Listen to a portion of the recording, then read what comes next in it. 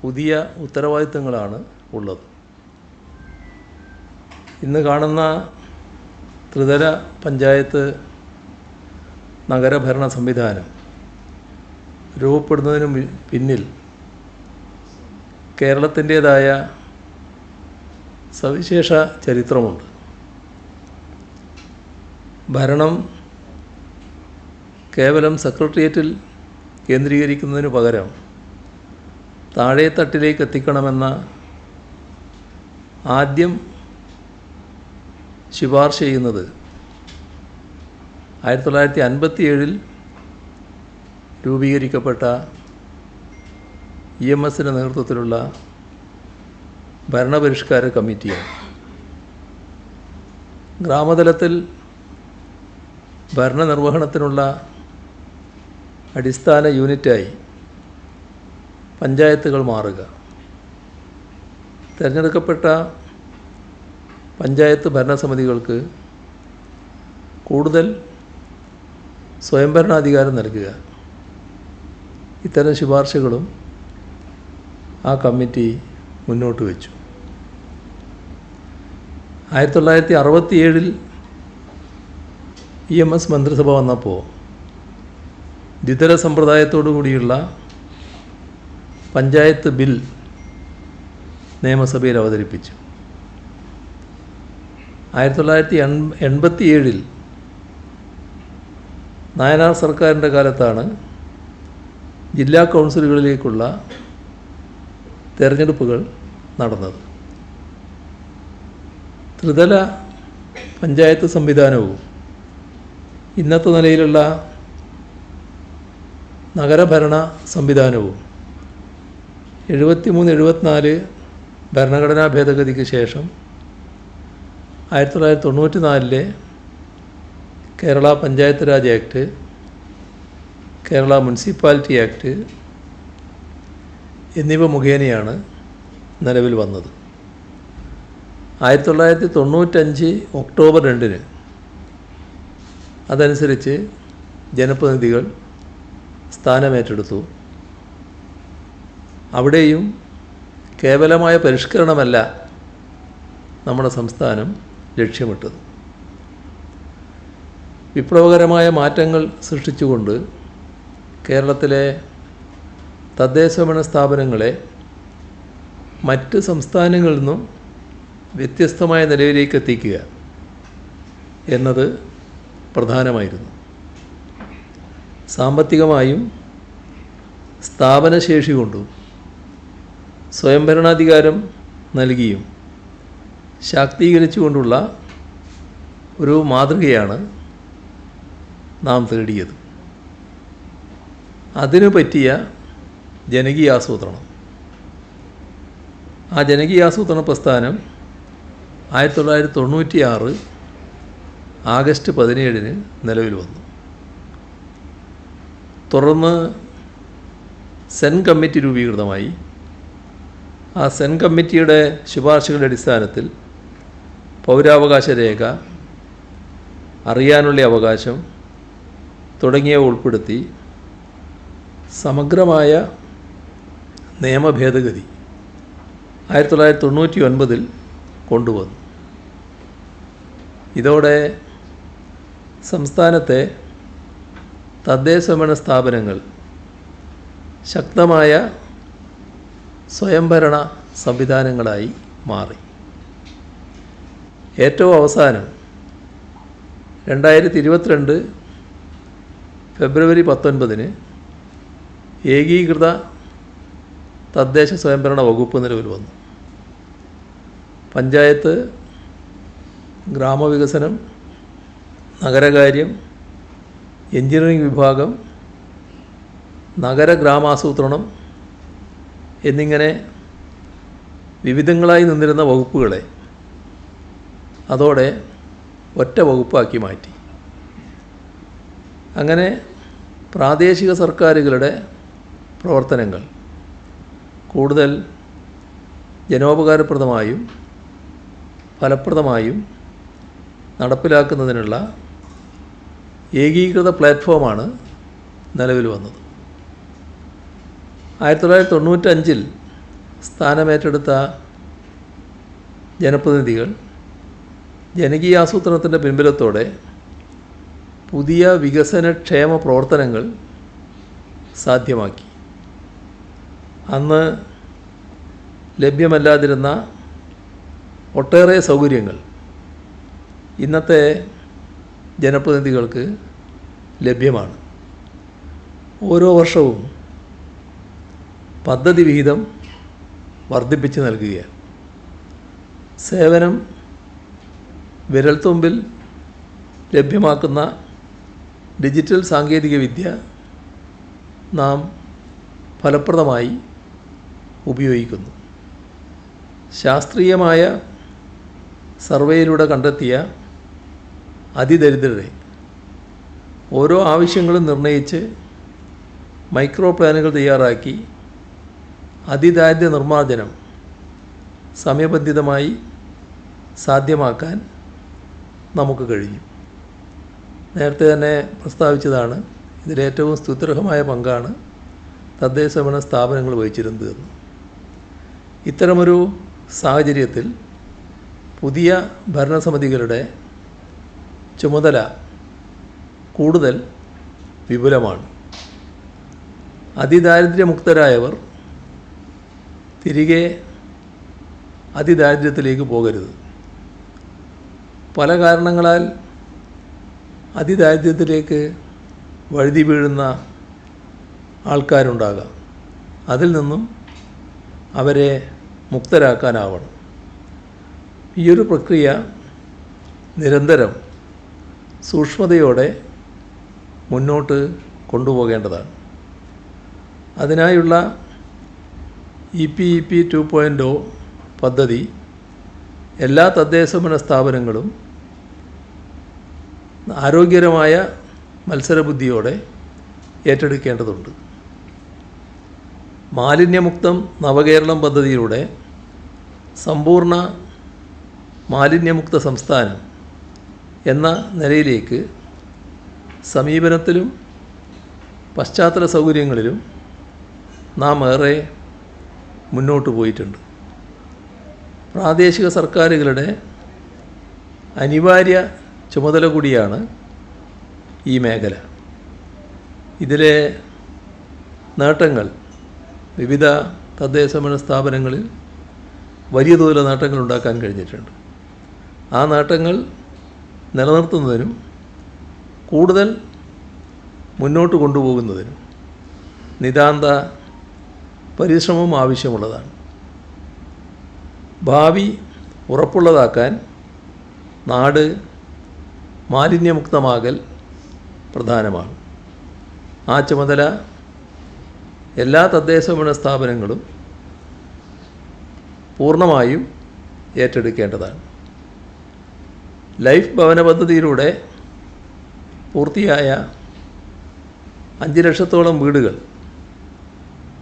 ആ നേട്ടം അടുത്ത മാസത്തോടെ പൂർത്തിയാക്കാനാണ് പോകുന്നത്. എന്നാൽ അതുകൊണ്ട് പൂർണ്ണമാകുന്നില്ല. കൂടുതൽ ഭവനരഹിതർക്കുള്ള അടച്ചുറപ്പുള്ള സുരക്ഷിത ഭവനം ലഭ്യമാക്കാൻ അശ്രാന്ത പരിശ്രമം ഉണ്ടാകേണ്ടതുണ്ട്. തദ്ദേശഭരണ സ്ഥാപനങ്ങൾ ഇതിൽ പ്രധാന പങ്ക് വഹിക്കേണ്ടതുമാണ്.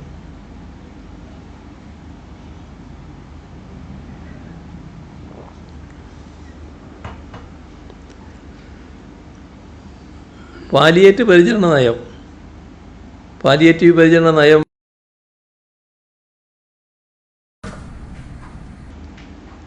നിലവിൽ സംസ്ഥാനത്താകെ തദ്ദേശഭരണ സ്ഥാപനങ്ങളുടെയും ആരോഗ്യവകുപ്പിൻ്റെയും നേതൃത്വത്തിൽ 1142 പാലിയേറ്റീവ് ഹോം കെയർ യൂണിറ്റുകൾ പ്രവർത്തിക്കുന്നുണ്ട്. പാലിയേറ്റീവ് പരിചരണ പ്രവർത്തനങ്ങളെ ഏകോപിപ്പിച്ച് വളണ്ടിയർമാരെ കൂടി ഉൾപ്പെടുത്തിക്കൊണ്ട് സാർവത്രികമായ പാലിയേറ്റീവ് പരിചരണം ഉറപ്പാക്കുന്നതിന് കേരള കെയർ പദ്ധതിയുമായി മുന്നോട്ട് പോവുകയാണ്. അപ്പോൾ ആ രംഗത്തും സമർപ്പണബോധത്തോടെ ഓരോ തദ്ദേശഭരണ സ്ഥാപനവും ഇടപെടേണ്ടതായിട്ടുണ്ട്. പാർലമെൻറ്റിൽ നിന്നും നിയമസഭയിൽ നിന്നും വ്യത്യസ്തമായി തദ്ദേശഭരണ സ്ഥാപനങ്ങളിലുള്ളത് ഭരണസമിതികളാണ്. ഇവിടെ ഭരണപക്ഷവും പ്രതിപക്ഷവും എന്ന വേർതിരിവില്ലാത്തതാണ്. ഓരോ അംഗവും വിവിധ വിഷയങ്ങളിൽ ഭരണ നിർവഹണം നടത്തുന്ന ഏതെങ്കിലും ഒരു സ്റ്റാൻഡിംഗ് കമ്മിറ്റിയിൽ അംഗമാണ്.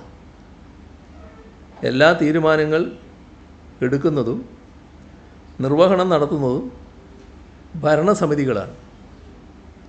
അതിനാൽ സംസ്ഥാനത്തിൻ്റെയും ജനങ്ങളുടെയും വിശാല താൽപ്പര്യം മുൻനിർത്തി നാടിൻ്റെ വികസനത്തിനും ക്ഷേമത്തിനുമായി എല്ലാ ജനപ്രതിനിധികൾക്കും തദ്ദേശഭരണ സ്ഥാപനത്തിൽ ഒന്നിച്ച് പ്രവർത്തിക്കാൻ കഴിയേണ്ടതാണ്. അതിന് തയ്യാറാകണമെന്നാണ് എല്ലാവരോടും അഭ്യർത്ഥിക്കാനുള്ളത്. കഴിഞ്ഞ പുതുവർഷം ഒരു മഹാദുരന്തമുഖത്തു നിന്നും നാം കരകയറി വരുന്ന സമയമായിരുന്നു. മുണ്ടക്കൈ ചൂരൽമല ദുരന്തത്തിൻ്റെ നടുക്കത്തിലാണ് 2025 നമ്മൾ കടന്നു വന്നത്. ലോകമെമ്പാടുമുള്ള മലയാളികൾ ഒറ്റ മനസ്സോടെയാണ് ദുരന്തബാധിതരോട് ചേർന്ന് നിന്നത്. 2026 കടക്കുന്നത് മറ്റൊരു അനുഭവമായാണ്. ആ ജനതയെ ചേർത്ത് പിടിച്ച് അവർക്ക് ഏറ്റവും നല്ല നിലയിൽ വാസസ്ഥലങ്ങൾ ഒരുക്കാൻ കഴിയുന്നതിൻ്റെ ചാരിതാർത്ഥ്യത്തിലാണ് ഇന്ന് ഓരോ മലയാളിയും. ദുരന്തബാധിതരെ പുനരധിവസിപ്പിക്കുന്നതിന് കൽപ്പറ്റ ബൈപ്പാസിന് സമീപം ഏറ്റെടുത്ത എൽസ്റ്റൺ എസ്റ്റേറ്റ് ഭൂമിയിൽ ടൗൺഷിപ്പ് നിർമ്മാണം ദ്രുതഗതിയിൽ പുരോഗമിക്കുകയാണ്. 410 വീടുകളും അനുബന്ധ സൗകര്യങ്ങളും പ്രകൃതി ദുരന്തങ്ങളെ പ്രതിരോധിക്കുന്ന തരത്തിൽ പ്രത്യേക അത്യാധുനിക സൗകര്യങ്ങളോടെ പ്രകൃതിയോട് ഇണങ്ങുന്ന രീതിയിൽ 35 ക്ലസ്റ്ററുകളിലായാണ്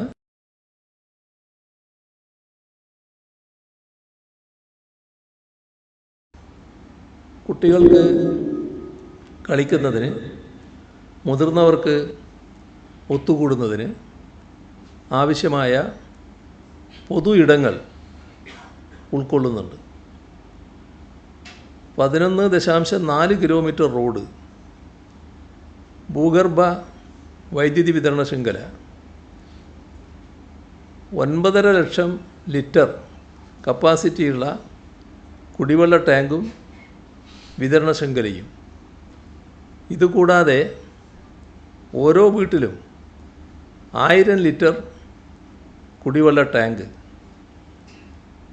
football ground, market, anganwadi, community hall, മാലിന്യ സംസ്കരണ കേന്ദ്രങ്ങൾ, പൊതുജനാരോഗ്യ കേന്ദ്രം, മെമ്മോറിയൽ, ഓരോ വീട്ടിലും സൗരോർജ പ്ലാന്റ്, ഇങ്ങനെ ആവശ്യമായ സൗകര്യങ്ങൾ ടൗൺഷിപ്പിൽ ഉണ്ടാകും. 207 വീടുകളുടെ വാർപ്പ് പൂർത്തിയായി. ബാക്കി വീടുകളുടെ തറകെട്ടുന്ന പണി, കോൺക്രീറ്റ് ഭിത്തി, തേപ്പ്, ടൈൽ പാകൽ, പെയിൻറ്റിങ് എന്നിവ വിവിധ ഘട്ടങ്ങളിലായി പുരോഗമിക്കുകയാണ്. 3.9 കിലോമീറ്റർ നീളത്തിൽ റോഡിൻ്റെ പ്രാരംഭ പണി പൂർത്തിയായി. കുടിവെള്ള ടാങ്കിൻ്റെ റാഫ്റ്റ് വാർക്കൽ കഴിഞ്ഞു. 1600ഓളം ജീവനക്കാർ രാപ്പകൽ ഭേദമന്യേ ജോലി ചെയ്യുകയാണ്. ഉണ്ടായ കാലവർഷം അവിടെ കനത്ത രീതിയിലുണ്ടായി എന്നുള്ളത് കൊണ്ട് തന്നെ ചില പ്രയാസങ്ങൾ പണിയുമായി ബന്ധപ്പെട്ടുണ്ടായിരുന്നു. 58 ഘട്ടങ്ങളിലായി ഗുണമേന്മ പരിശോധിച്ച് ഉറപ്പുവരുത്തിയാണ് അടുത്ത ഘട്ടത്തിലേക്ക് കടക്കുന്നതിന് അനുമതി നൽകുന്നത്. 20 വർഷത്തോളം വാറൻറ്റിയുള്ള വിപണിയിൽ ഏറ്റവും മികച്ച സാധന സാമഗ്രികളാണ് നിർമ്മാണത്തിന് ഉപയോഗിക്കുന്നത്.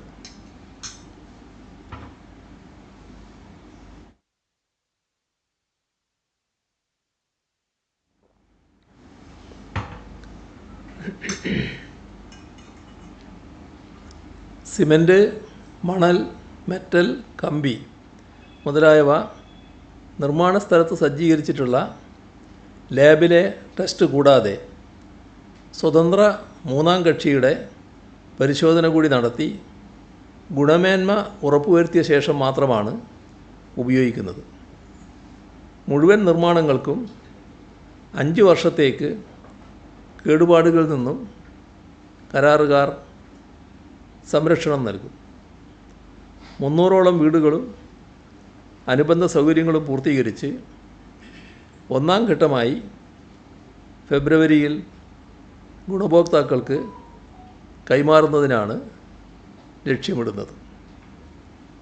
ബിൽഡ് ബാക്ക് ബെറ്റർ എന്ന തത്വം ഉൾക്കൊണ്ട് ഓരോ ദുരന്തബാധിതനും കൂടുതൽ മെച്ചപ്പെട്ട ജീവിതം ഉറപ്പുവരുന്നതിനായുള്ള സമഗ്ര പുനരധിവാസമാണ് ടൗൺഷിപ്പിലൂടെ സർക്കാർ ലക്ഷ്യമിടുന്നത്. 2026 ലോകത്തെ ഏറ്റവും വലിയ വെല്ലുവിളി ഭവനമില്ലായ്മയെ മറിച്ച് കടക്കലാണ്. ഇതാണ് പൊതുവിൽ വിലയിരുത്തപ്പെടുന്നത്. ലോകത്തിൽ 5-ൽ 1 പാർപ്പിടമില്ലാതെ കഷ്ടപ്പെടുകയാണ്. മതിയായ പാർപ്പിട സൗകര്യങ്ങളില്ലാത്തവർ ലോകത്ത് ഏകദേശം 160 കോടിയോളം വരും എന്നാണ് കണക്ക്. ഒരു തുണ്ട് ഭൂമിയില്ലാത്തവരെ മുതൽ സ്വന്തം ഭൂമിയിൽ തുടങ്ങിവെച്ച വീട് പണി പൂർത്തിയാക്കാൻ കഴിയാത്തവരെ കൂടി ഉൾപ്പെടുത്തി ഭവനരാഹിത്യം എന്ന പ്രശ്നത്തെ അതിൻ്റെ സമഗ്രതയിൽ അഭിസംബോധന ചെയ്യുകയാണ് ലൈഫ് പദ്ധതിയിലൂടെ നാം ചെയ്തത്. രാജ്യത്തെ പല ഭവന പദ്ധതികളും നാമമാത്രമായ തുക മാത്രമാണ് ഗുണഭോക്താക്കൾക്ക് കൈമാറിയിരുന്നത്. ആവാസയോഗ്യമായ വീട് പണിയണമെങ്കിൽ പണം മറ്റ് വഴികളിലൂടെ കണ്ടെത്തേണ്ട സ്ഥിതി. ലൈഫ് മിഷന് കീഴിൽ വീട് നിർമ്മിക്കാൻ പര്യാപ്തമായ തുക യാഥാർത്ഥ്യബോധത്തോടെ കണക്കാക്കി അത് കൈമാറുകയാണ് ചെയ്തത്. ഭവന നിർമ്മാണത്തിന് 4 ലക്ഷം രൂപ നൽകുന്നു. അതുമാത്രമല്ല, നിർമ്മാണ സാമഗ്രികൾ കുറഞ്ഞ വിലക്ക് ലഭ്യമാക്കിയും തൊഴിലുറപ്പ് പദ്ധതിയുമായി ബന്ധപ്പെടുത്തി തൊഴിലാളികളെ ലഭ്യമാക്കിയുമെല്ലാം ഭവന നിർമ്മാണത്തെ സഹായിക്കുന്ന നിലപാടാണ് ഇവിടെ സ്വീകരിച്ചത്. പാർശ്വവൽക്കരിക്കപ്പെട്ടതും ആലംബഹീനരുമായ ആളുകളെ കണ്ടെത്തി അവർക്കാണ് ആദ്യം വീടുകൾ നിർമ്മിച്ച് നൽകിയത്. മാനസിക വെല്ലുവിളി നേരിടുന്നവർ, ശാരീരിക അസ്വാസ്ഥ്യങ്ങളുള്ളവർ, അഗതികൾ, ട്രാൻസ്ജെൻഡേഴ്സ്, ഭിന്നശേഷിക്കാർ, കിടപ്പ് രോഗികൾ, അവിവാഹിതരായ അമ്മമാർ, അപകടത്തിൽപ്പെട്ട് ജോലി ചെയ്ത് വരുമാനം കണ്ടെത്താൻ കഴിയാത്തവർ, വിധവകൾ, ഇവർക്കൊക്കെയായിരുന്നു മുൻഗണന. ഇപ്പോൾ 4,76,076 വീടുകൾ ഈ ലൈഫ് മിഷൻ വഴി പണി പൂർത്തിയാക്കി കുടുംബങ്ങൾക്ക് കൈമാറിക്കഴിഞ്ഞു. അത്രയും കുടുംബങ്ങൾ അടച്ചുറപ്പുള്ള വീടുകളിലേക്ക് താമസം മാറ്റിയിരിക്കുന്നു. ഇത് അടുത്ത മാസത്തോടെ 5 ലക്ഷം പൂർത്തിയാക്കുകയാണ്. 1,24,471 വീടുകളാണ് നിർമ്മാണത്തിൻ്റെ വിവിധ ഘട്ടത്തിലുള്ളത്. ജനങ്ങൾക്ക് അടിസ്ഥാന അവകാശങ്ങൾ ഉറപ്പുവരുത്തലാണോ, അതല്ല എല്ലാ ക്ഷേമപ്രവർത്തനങ്ങളിൽ നിന്നും പിൻവാങ്ങി സ്വകാര്യ മൂലധനത്തിന് വഴിമാറലാണോ ഒരു സർക്കാരിൻ്റെ കടമ എന്നത് ലോകത്താകെ പ്രസക്തമായ മൗലികമായ രാഷ്ട്രീയ ചോദ്യമാണ്. ആ ചോദ്യത്തെ LDF അഭിസംബോധന ചെയ്തത് ലൈഫ് മിഷൻ പോലുള്ള സമഗ്രമായ ജനകീയ പദ്ധതികൾ വഴിയാണ്. മറ്റൊരു പ്രധാന കാര്യം സിറ്റിസൺസ് റെസ്പോൺസ് പ്രോഗ്രാം ഇന്നു മുതൽ ആരംഭിക്കുന്നതാണ്.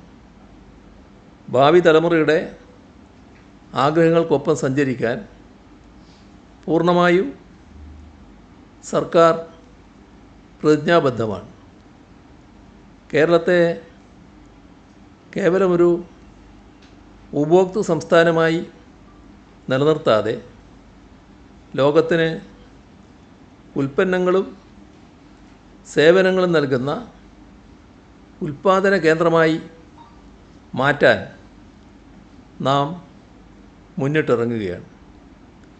വികസനത്തിൻ്റെ ഗുണഫലങ്ങൾ എല്ലാ വിഭാഗം ജനങ്ങളിലേക്കും തുല്യമായി എത്തുന്നുവെന്ന് ഉറപ്പുവരുത്താനാവണം.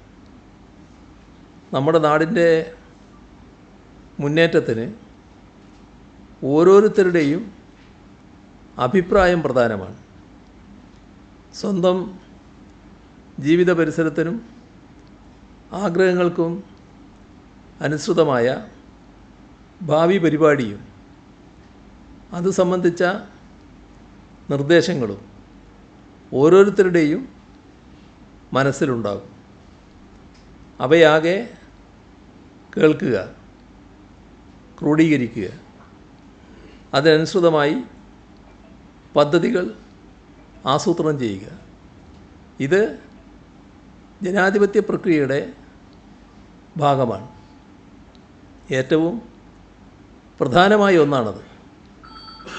ഭാവി വികസനത്തിനുള്ള നിർദ്ദേശങ്ങൾ, അതേപോലെ തന്നെ ഒരുപാട് ആശയങ്ങൾ പൊതുജനങ്ങളിൽ നിന്നും സ്വരൂപിക്കുന്നതിന് സർക്കാർ തീരുമാനിച്ചത് ഇതിൻ്റെ അടിസ്ഥാനത്തിലാണ്.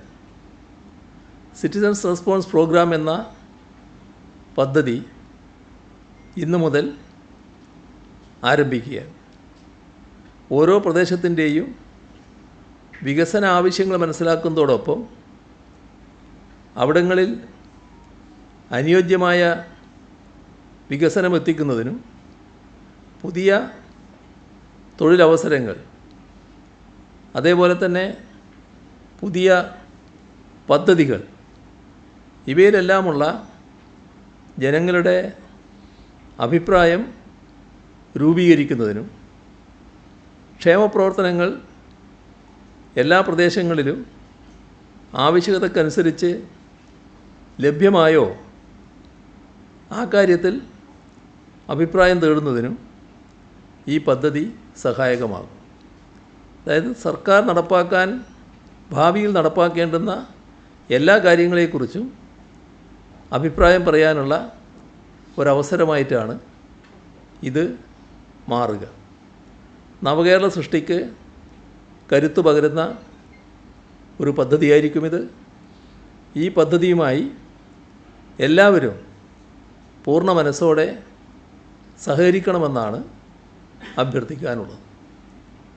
ഇത്രയുമാണ് ആമുഖമായി പറയാനുള്ളത്. അന്വേഷണവുമായി ബന്ധപ്പെട്ട് ശബരിമല സ്വർണ്ണക്കടത്ത് ഇന്ന് ഇപ്പോൾ ഈ പ്രതിപക്ഷ നേതാക്കളൊക്കെ ഉന്നയിക്കുന്നത് അങ്ങയുടെ ഓഫീസ് ഇക്കാര്യത്തിൽ വളരെ കുറ്റകരമായി ഇടപെടുന്നു, അങ്ങയുടെ പൊളിറ്റിക്കൽ സെക്രട്ടറിയുടെ പേരും പരാമർശിക്കുന്നു. മറ്റൊന്ന്, ഈ SITയിലെ 2 ഉദ്യോഗസ്ഥരെ സംബന്ധിച്ചും പോലീസ് ആസ്ഥാനത്തെ 2 ഉദ്യോഗസ്ഥരുടെ കാര്യത്തിൽ അനധികൃതമായി ഇടപെടുന്നതെന്ന് പ്രതിപക്ഷ നേതാവ് ആരോപിക്കുന്നു. ഈ അന്വേഷണവുമായി ബന്ധപ്പെട്ടിരുന്ന ആക്ഷേപങ്ങൾ എങ്ങനെയാണ് കാണുന്നത്? ആക്ഷേപം ഉന്നയിക്കുക എന്നത് ഒരു സ്വഭാവമാക്കിയിട്ടുള്ളവരുടെ അത്തരം പ്രതികരണങ്ങളെക്കുറിച്ച് മറുപടി പറയുന്നത് കൊണ്ട് മാത്രം അത് അവസാനിക്കില്ല. പക്ഷേ ഒരു കാര്യം നമ്മൾ കാണേണ്ടതും നേരത്തെ മുതൽ എല്ലാവർക്കും ഈ കാര്യത്തിൽ വ്യക്തതയുള്ളതുമായ കാര്യം, നമ്മുടെ സംസ്ഥാനത്ത് ഈ അന്വേഷണം നടക്കുന്നത് ഹൈക്കോടതിയുടെ നിരീക്ഷണത്തോടെയാണ്. ഹൈക്കോടതി ഫലപ്രദമായി അതിന് നേതൃത്വം കൊടുക്കുന്നു എന്ന് എല്ലാവർക്കും അറിയാം. ആ കാര്യത്തിൽ അന്വേഷക സംഘം, ഈ SIT, നല്ല നിലയിൽ അവരുടെ ചുമതല നിർവഹിക്കുന്നു എന്നുള്ളതാണ് ഇതേവരെ വന്നിട്ടുള്ള കാര്യം. പ്രത്യേകമായ പരാതികളൊന്നും അതുമായി ബന്ധപ്പെട്ട് ഉയർന്നു വന്നിട്ടേയില്ല. ഇക്കാര്യത്തിൽ മുഖ്യമന്ത്രിയോ മുഖ്യമന്ത്രിയുടെ ഓഫീസോ ഒരു തരത്തിലുള്ള ഇടപെടലുകളും നടത്തുന്നില്ല എന്നത് നേരത്തെ തന്നെ വ്യക്തമാക്കിയിട്ടുള്ള കാര്യമാണ്. കാരണം അത് ഹൈക്കോടതിയുടെ മേൽനോട്ടത്തിൽ നടക്കുകയാണ്. ആ നിലക്ക് നടക്കട്ടെ. ഇത് ഞങ്ങൾ തന്നെ വെച്ച നിർദ്ദേശവുമായിരുന്നു. പ്രത്യേക അന്വേഷണ സംഘം വേണമെന്നും ഹൈക്കോടതിയുടെ മേൽനോട്ടത്തിൽ അന്വേഷണമാകട്ടെ എന്നുമുള്ളത് ഞങ്ങൾ തന്നെ വെച്ച നിർദ്ദേശവും പൂർണ്ണ യോജിപ്പ് അതിനോട് പ്രകടിപ്പിച്ചതുമാണ്. അതിൻ്റെ ഭാഗമായി ഒരിടപെടലും നടത്താൻ ഞങ്ങൾ തയ്യാറായിട്ടില്ല. അപ്പോൾ ചില കാര്യങ്ങൾ വരുമ്പോൾ അതിന് മറ്റ് മറുപടി കൃത്യമായി മറുപടി പറയാൻ പറ്റാത്ത അവസ്ഥ വരുമ്പോൾ എന്നാൽ പിന്നെ ഇരിക്കട്ടെ ഒരു ആരോപണം, അത് മുഖ്യമന്ത്രിയുടെ ഓഫീസിനെതിരെ ആവട്ടെ എന്ന നിലയെടുത്താൽ അതുകൊണ്ട് തങ്ങൾ രക്ഷപ്പെടുമെന്നാണ് കരുതുന്നത്.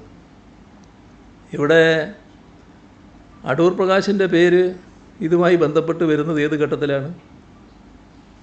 അടൂർ പ്രകാശ് ഇവിടെ അതുമായി ബന്ധപ്പെട്ട് പേരുകൾ വരുന്ന സന്ദർഭം ഒരു ചിത്രം വന്നപ്പോഴാണ്. ഞാൻ കഴിഞ്ഞ പത്രസമ്മേളനത്തിലാണെന്ന് തോന്നുന്നു അതിനെപ്പറ്റി പറഞ്ഞത്. അത് സോണിയാഗാന്ധിയും മറ്റ് 2 പേരും, പത്തനംതിട്ടയിൽ നിന്നുള്ള 2 പേര്, ഈ അടൂർ പ്രകാശും പിന്നെ അവിടുത്തെ പത്തനംതിട്ട MP-യും, ഇവരെല്ലാം കൂടിയുള്ള ഒരു ചിത്രമാണ് വന്നത്. ഈ സോണിയാഗാന്ധിയുടെ കൂടെ നിന്നവരാരാണ്? സോണിയാഗാന്ധിയുടെ കൂടെ നിന്നത് ഒന്ന്, ഇപ്പോൾ ഈ കേസിൽ ഏറ്റവും പ്രധാനപ്പെട്ട പ്രതിയായി വന്നിട്ടുള്ള പോറ്റിയെ കയറ്റിയെന്ന് പറഞ്ഞില്ലേ, ആ പോറ്റി ആദ്യം കയറിയത് അവിടെയാണ്. കേട്ടില്ലേ? അപ്പോൾ പോറ്റി ഒറ്റക്ക് അവിടെ ചെല്ലുകയല്ല. പോറ്റി ഒരു ഭാഗത്ത്, പിന്നെ മറ്റൊരു ഭാഗത്ത് ഈ ഇപ്പോൾ അന്വേഷക സംഘം കണ്ടെത്തിയിട്ടുള്ള ഈ സ്വർണം വാങ്ങി എന്ന് പറയുന്ന വ്യാപാരി മറ്റൊരാൾ. ഇതെങ്ങനെയാണ് ഈ 2 പേരും കൂടി ഒന്നിച്ച് ഒരേ സമയം സോണിയാഗാന്ധിയെ പോലുള്ള മറ്റു കാര്യങ്ങളൊക്കെ ഞാൻ നേരത്തെ പറഞ്ഞതാണല്ലോ, അത്ര മാത്രം സുരക്ഷിതത്വമുള്ള ഒരു നേതാവിൻ്റെ അടുത്തെത്തുന്നത്? അതിലെനിക്ക് പങ്കില്ല എന്ന് ഇദ്ദേഹം പറഞ്ഞു എന്ന് തോന്നുന്നുണ്ട് നേരത്തെ. ഇപ്പോൾ ഈ മുഖ്യമന്ത്രിയുടെ ഓഫീസിന് നേരെ ആരോപണം ഉന്നയിച്ച വ്യക്തി ഞാനതിൽ പങ്കുള്ളയാളല്ല എന്ന് പറഞ്ഞു എന്നെ വിളിച്ചിട്ട് പോയതാണ് എന്ന്. അങ്ങനെ വിളിച്ചാൽ പോകേണ്ട ആളാണോ അദ്ദേഹം? പോറ്റി വിളിച്ചാൽ പോകേണ്ട ആളാണോ അദ്ദേഹം? എങ്ങനെയാണ് ഇവരെല്ലാം കൂടി ഒന്നിച്ചെത്തിപ്പെട്ടത്? ഇതിനല്ലേ മറുപടി പറയേണ്ടത്? യഥാർത്ഥ പ്രശ്നം അതല്ലേ? എങ്ങനെയാണ് ഈ മഹാ തട്ടിപ്പുകാർക്ക് സോണിയാഗാന്ധിയെ പോലുള്ള അതിപ്രാധാന്യമുള്ള സുരക്ഷിതത്വം ഇന്ന് ഇന്ത്യയിൽ ലഭ്യമാകുന്ന ഒരു രാഷ്ട്രീയ നേതാവിൻ്റെ അടുത്തേക്ക് എത്തിപ്പെടാൻ കഴിഞ്ഞത്? അതിൽ ഇവരുടെ പങ്കെന്താണ്? അല്ലെങ്കിൽ ആരാണ് പങ്കുവഹിച്ചിട്ടുള്ളത്? ആരാണതിൽ അതിന് ഉത്തരവാദി? അതല്ലേ ആദ്യം വ്യക്തമാക്കേണ്ടത്. അതിന് മറുപടി പറയാൻ കഴിയാത്തപ്പോൾ പണ്ട് കുട്ടികൾ പറയാറില്ലേ, ഈ ഒന്നും പറയാനില്ല കൊഞ്ഞനം കുത്തുക, ആ ഒരു പരിപാടി സ്വീകരിക്കലാണോ വേണ്ടത്? എന്നാൽ പിന്നെ ഇരിക്കട്ടെ, മുഖ്യമന്ത്രിയുടെ ഓഫീസിന് നേരെ ഇരിക്കട്ടെ എന്ന് പറഞ്ഞ് അങ്ങനെ ചാർത്തി തന്നതുകൊണ്ട് ഞങ്ങൾക്കതിൻ്റെ ഉത്തരവാദിത്വം വരുമോ? അപ്പോൾ ഞങ്ങൾക്കൊന്നേ പറയാനുള്ളൂ, ഞങ്ങൾക്കതിൽ ഈ അന്വേഷണം കൃത്യമായി നടക്കട്ടെ എന്ന നിലപാടേ ഉള്ളൂ. ഒരു ഘട്ടത്തിലും ഞങ്ങളതിനെ ഒരു തരത്തിലും തടസ്സപ്പെടുത്താൻ നിന്നിട്ടില്ല.